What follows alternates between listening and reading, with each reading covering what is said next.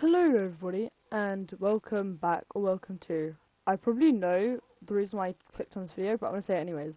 Today we're going to be talking about a lot of theories from My Hero Academia that I have picked up along the way from Reddit, and ones I've even thought of myself. I hope I thought of them and I hadn't watched the video and picked it up from that. Anyways, let's just get straight with it. Thank you all for joining and let's just go. Right, so the first one I was thinking, right, is what if the hero society, oh my god.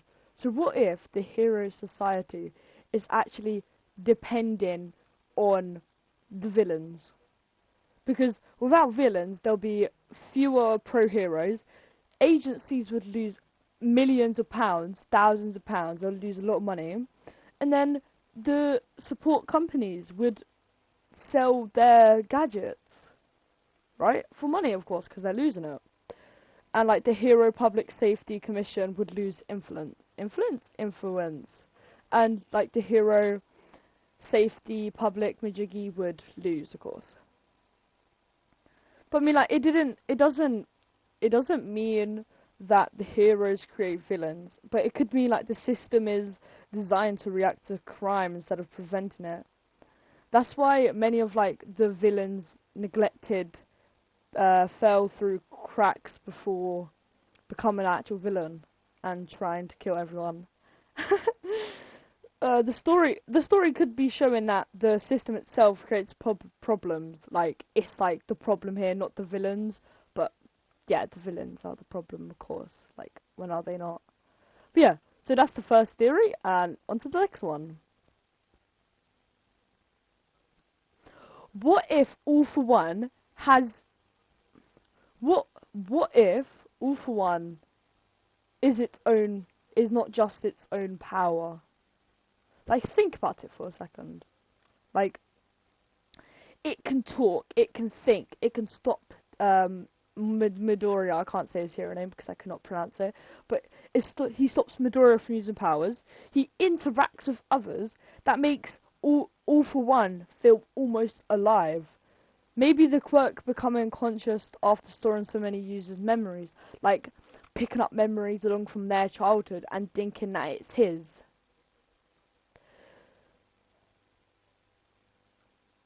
And that's the second theory, and on to the next one. I'm sorry if I'm speedrunning this, but I really want to get this done because I want to post this and see what you guys are thinking about this. Okay, next one. Let me think. Why is it all gone now? Oh, here.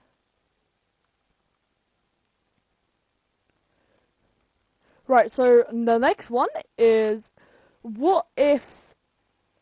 Okay, so, so the next one is, the quirks are evolving faster because of One for All, of course.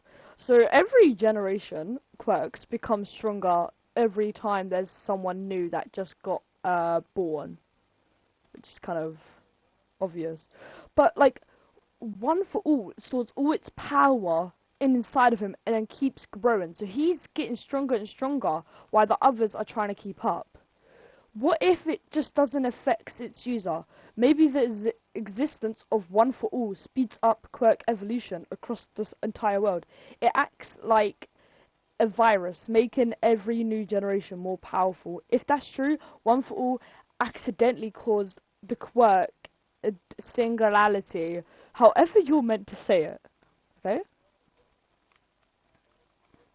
Like, the hero's great weapon may also be the reason the world is coming unstable. Like when All Might was the strongest. If I'm leaking My Hero Academia, why are you even watching this video? If you haven't watched it all, why are you even watching this video? But yeah, but like when All Might was the strongest and he fought that Nomu in USJ, which if you guys forgot or don't know, the school went on a trip to this giant training facility for rescuing, and the villains broke in, they trapped everyone there, and their goal was to kill All Might, which they they nearly exceeded it because he was weakened, right? And his time went down from maybe like he already used his power up from that day, so he couldn't hold his buffness power quirk for long. And Nomu was actually designed to absorb his punches and punch back harder. So he was losing his ability to punch back, and so basically he lost his power after that. Okay, sorry about that. Next theory. I can't say his name because I literally cannot pronounce it. Midoriya was the last chance to save the world.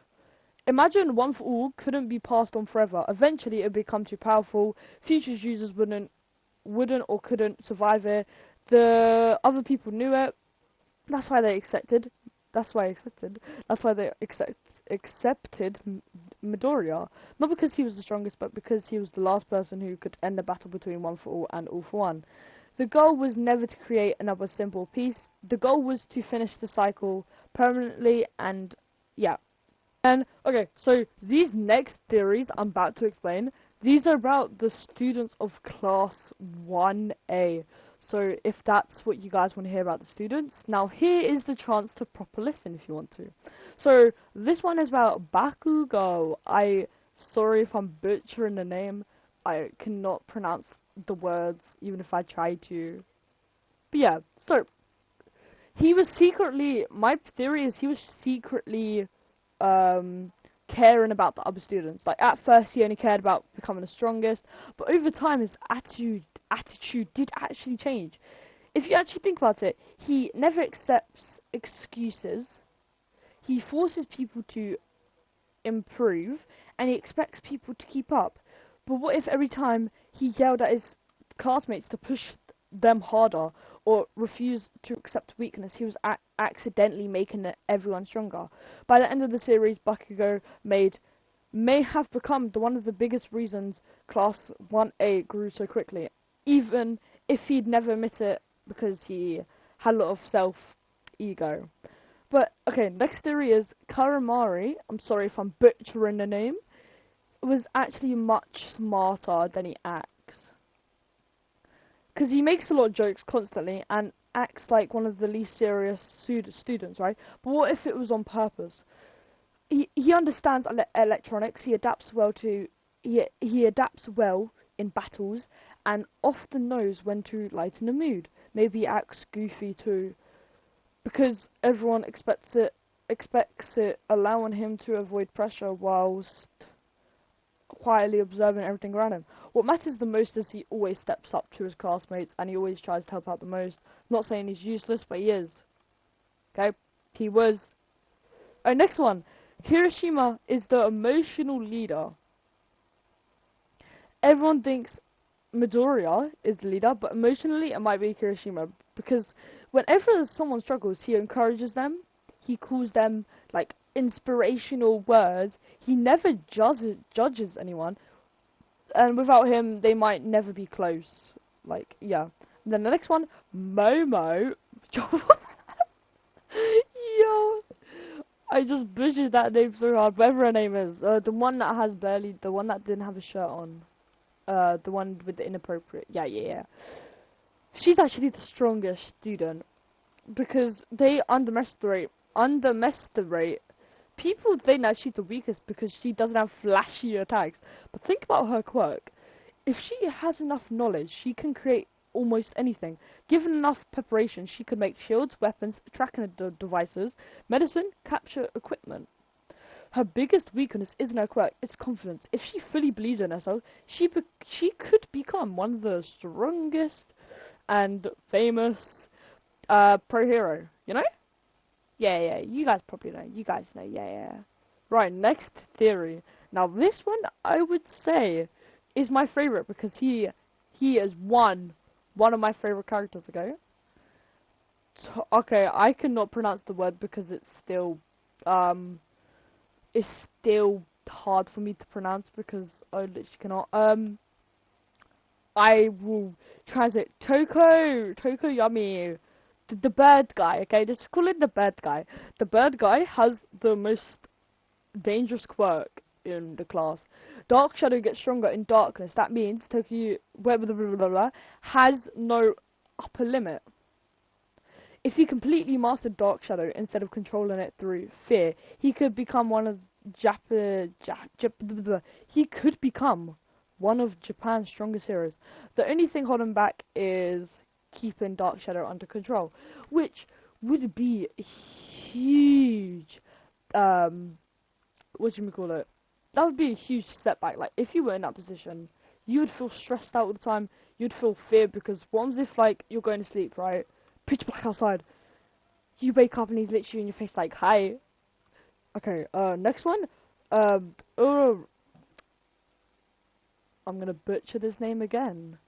Uraraka. Uraka will become a different kind of hero.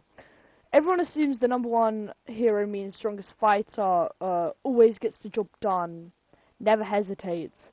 But her dream is always been helping people. So if, to be honest, she could have been a rescue one, but she may she may be the most respected hero because of rescue work, saving villains, inspiring others. She could define she could actually define what number one hero means, but she would get backlash from that because she's a girl, which this isn't talk to. This isn't talk about this. Okay, you know what? Let's get in that theory later because this theory is actually going to be insane later.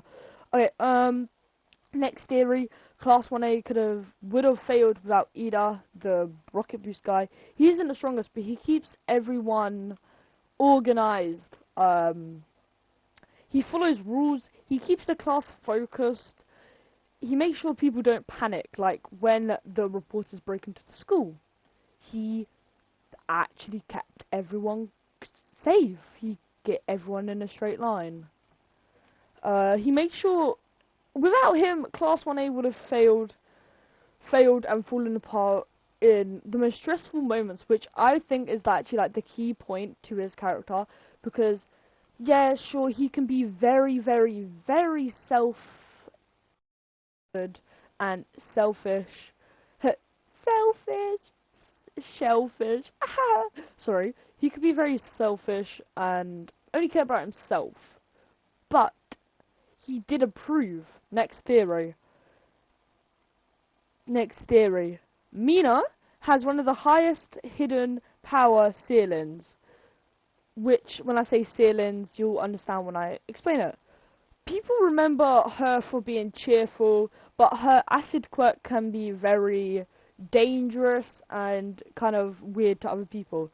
But she can melt objects, create slippery surfaces, change the strength of her acid, and increase her mobility.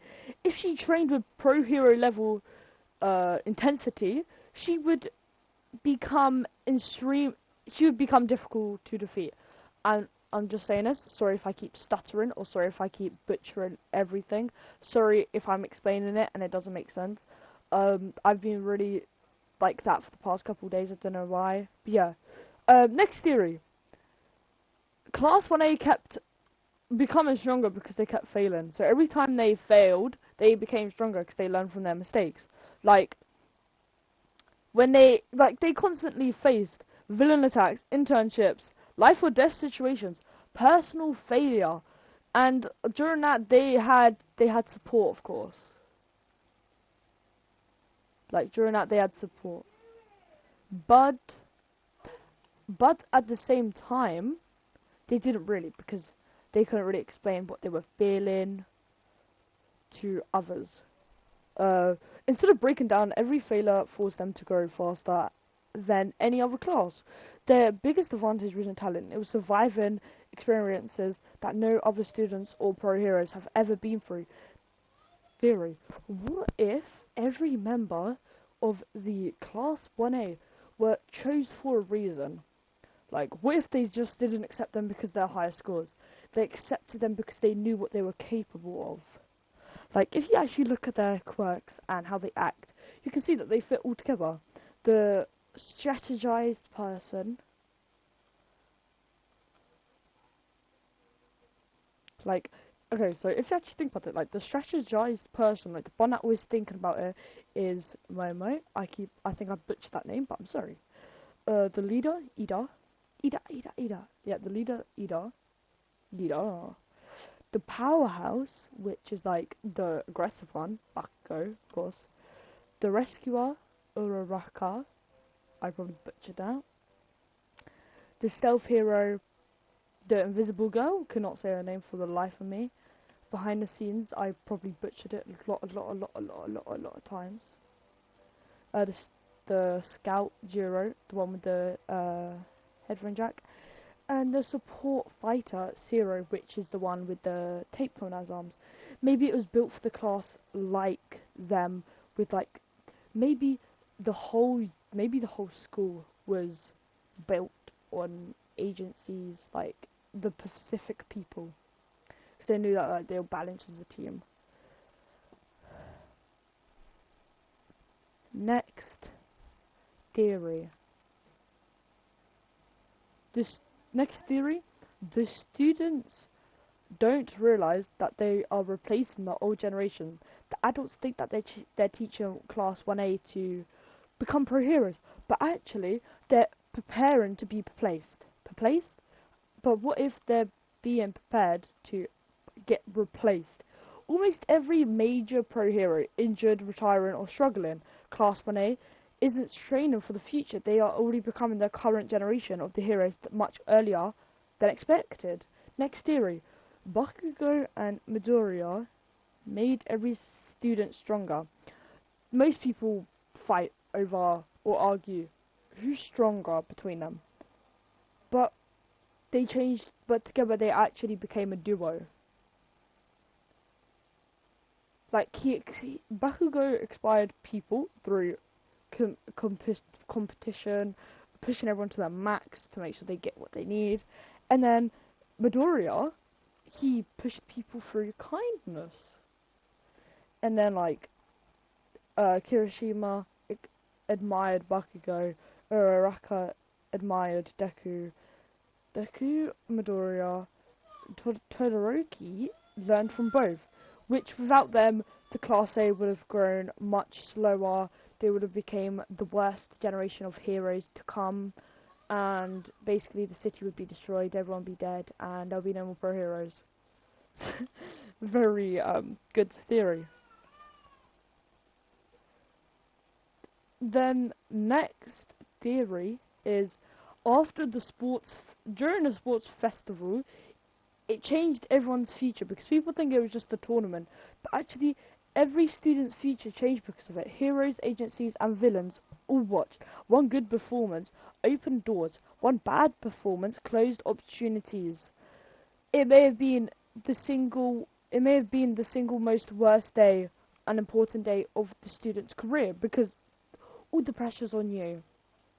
But if you fail, good luck trying to get a person to hire you because you failed in your school's program. Yes? Okay, so the next theory is this may be a bit off. This may be out the box, this may be over the line. But Class 1A will never all become pro heroes. All of them. Not just saying one, all of them. Because like after everything they've been through, not everyone may choose the hero path. Some could become teachers, support, equipment developers, rescue specialists, police consultants, blah blah blah. The story shows being a hero isn't just about having a hero license. Next theory, the first day of school decided everything. On day 1, Aizawa immediately pushed the class to their limits with the quirk test, which is throwing a ball. Instead of treating them like normal students, he treated them like future heroes. That harsh start may have been why Class 1A developed such, what's the word? Confidence to continue and to want to beat the other classes. Then, this is the last theory I will be doing today, because this theory will be amazing. Ready? 3, 2, 1. Oh, okay, you know what? Let's just start. Class 1A will become the greatest hero team in history. Instead of one new symbol of... Okay, you know what? Let's do it like this. Instead of one new symbol apiece, the world may never rely on a single hero again. The hero from... The lesson from All Might's era is that putting all hope into one person is dangerous.